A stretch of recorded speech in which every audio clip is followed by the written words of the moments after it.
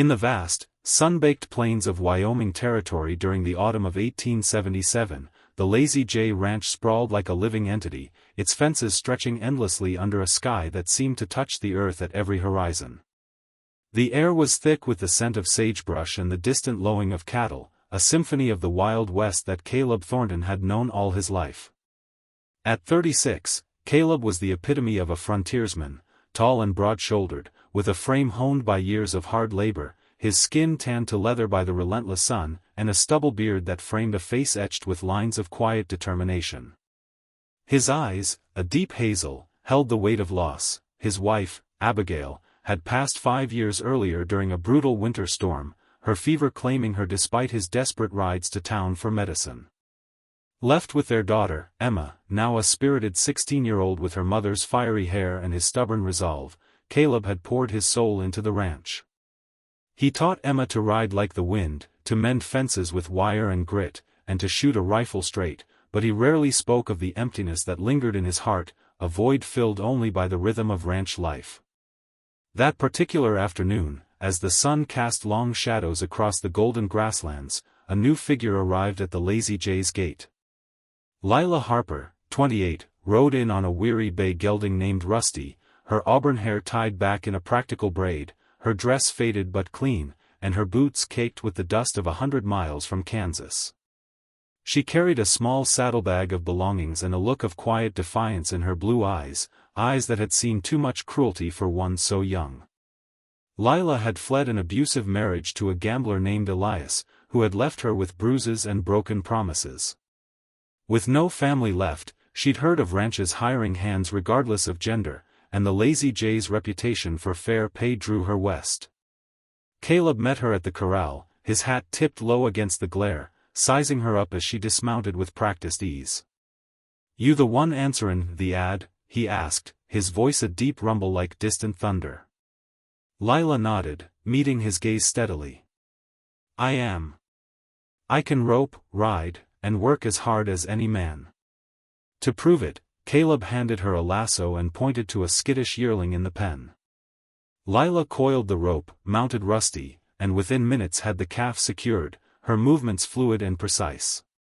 Impressed, Caleb nodded. "You're hired.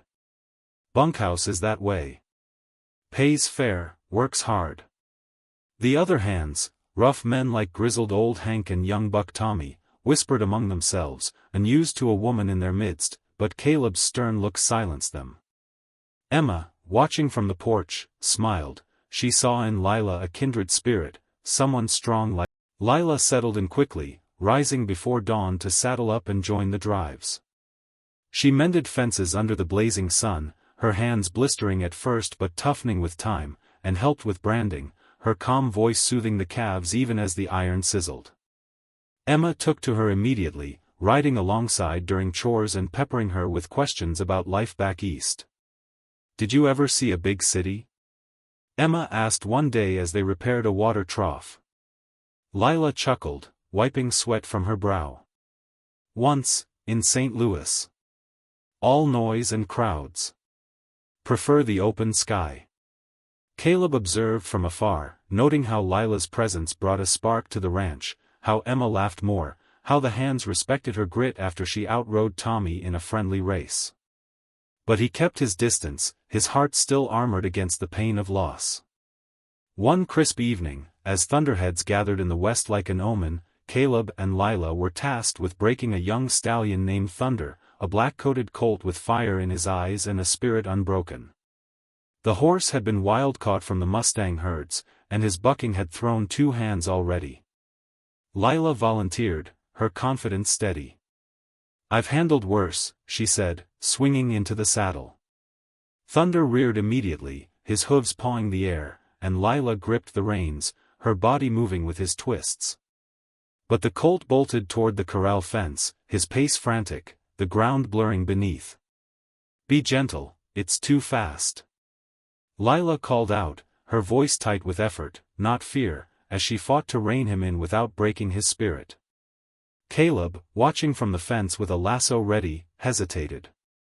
His instinct, honed from years of ranching, was to rope the horse hard, to dominate with force, a method that had served him well but left scars on beasts and men alike.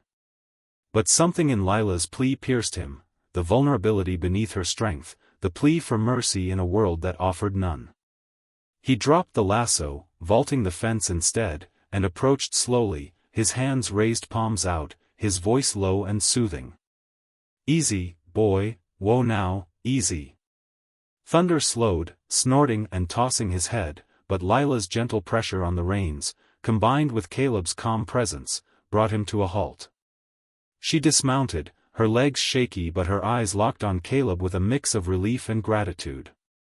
"Thank you," she whispered, as the first raindrops fell. He nodded, a rare softness in his expression.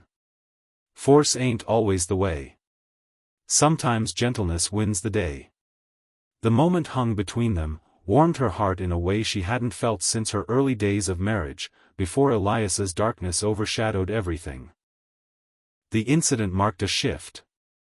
Over the following weeks, their interactions deepened beyond work. They rode together at dawn to check the herds, the rising sun painting the plains in hues of pink and gold, and shared stories under the vast sky. Lila opened up about her past, the beatings, the nights she'd hidden bruises under long sleeves, the day she stole Elias's horse and rode west under cover of darkness. "I thought I'd never trust a man again," she confessed one twilight as they watched the stars emerge. Caleb shared his own scars, Abigail's gentle nature, her laughter that echoed in Emma's, the guilt he carried for not saving her from the fever. "I shut down after she went. Figured it was safer that way." Their conversations were slow, like the lazy flow of the nearby river, building trust brick by brick. Emma noticed the change in her father, the way his eyes lingered on Lila, the softness in his voice, and encouraged it, baking extra cornbread for their shared meals and leaving them alone to talk. But the Wild West was unforgiving, and danger lurked. One moonless night, a band of rustlers, hardened men with scarred faces and stolen brands, struck the ranch, driving off a dozen steers and setting fire to the hay barn to cover their tracks. The flames lit the sky like a beacon, and Caleb roused the hands, grabbing his Winchester. Lila, hearing the commotion, emerged from the bunkhouse with a rifle she'd borrowed from Hank, her face set in determination. "I'm with you," she said, mounting up without hesitation. They rode hard, the thunder of hooves matching the storm in their hearts, and caught the rustlers at a narrow pass. Gunfire erupted, bullets whizzing past, the acrid smell of powder filling the air. Winter descended like a blanket, snow piling high and isolating the ranch from the world. Supplies dwindled, and the cold tested their resolve, but it also drew them closer. Long nights by the hearth became their sanctuary. Emma bundled upstairs with books, leaving Caleb and Lila to talk in hushed tones. One stormy evening, as wind howled against the shutters and snow tapped insistently on the glass, Lila rested her head on his shoulder, her body seeking warmth against the chill. "I never thought I'd feel safe again, not after Elias," she whispered, her fingers tracing the scar on his arm from the rustler fight. Caleb's arm wrapped around her, his touch gentle, his voice low and reassuring. "You are safe, Lila. With me, always." Their kiss was tentative at first, a brush of lips born from months of unspoken longing, then deepening with the passion of second chances. It warmed her heart, melting the ice of her past, and in that moment, they surrendered to the love that had been building like a slow-burning fire. They kept their relationship secret at first, aware of the town's prying eyes and the scandal it could ignite, a widower courting his hired hand, a woman with a troubled past. Whispers reached them anyway. Old widows in Dusty Ridge clucked their tongues, calling Lila a fortune-seeker, while some hands grumbled about favoritism. But Emma knew, her young heart swelling with joy, and she defended Lila fiercely, saying, "She makes Pa smile again." Spring arrived with melting snow and swelling rivers, bringing new life, and new trials. A drought parched the land, the grass withering under the sun, and the herd grew thin. Caleb's savings dwindled as he bought feed from afar, the ranch teetering on the brink. Lila, drawing on her Kansas farm knowledge, suggested selling a parcel of land to a neighboring homesteader, a painful but practical move that brought in enough cash to weather the dry spell. Her idea saved the Lazy J, and Caleb's gratitude deepened his love. "You're more than a hand, Lila. You're my partner," he said one evening as they watched rain finally fall, breaking the drought. Emboldened, Caleb proposed under a blooming cottonwood by the creek, not with diamonds but with a simple ring he'd carved from antler bone, etched with their initials. "Marry me, Lila. Let's build this life together," he said, his voice rough with emotion.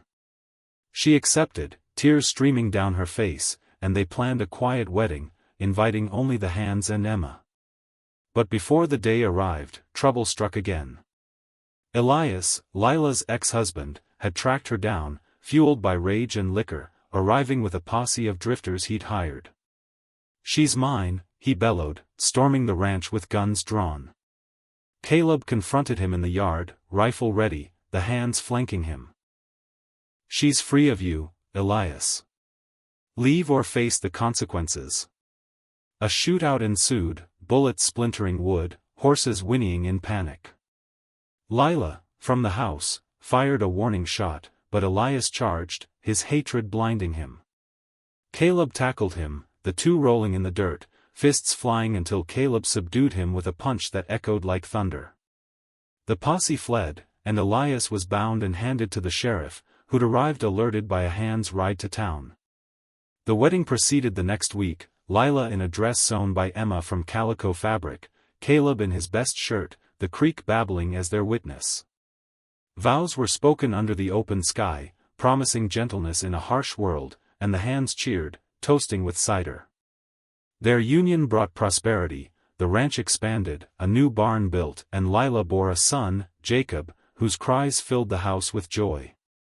Emma grew into a fine young woman, marrying a neighboring rancher, and the Lazy J became a beacon of resilience. Years later, as Caleb and Lila sat on the porch, gray in their hair but love undimmed, watching Jacob ride his first pony, Lila leaned into him. "You warmed my heart that day with the colt, Caleb. And every day since." He kissed her forehead. "And you gave me a reason to keep it open." Their story, whispered around campfires and saloons, became one of the finest Wild West tales, a legend of gentleness, redemption, and love that conquered the frontier's trials.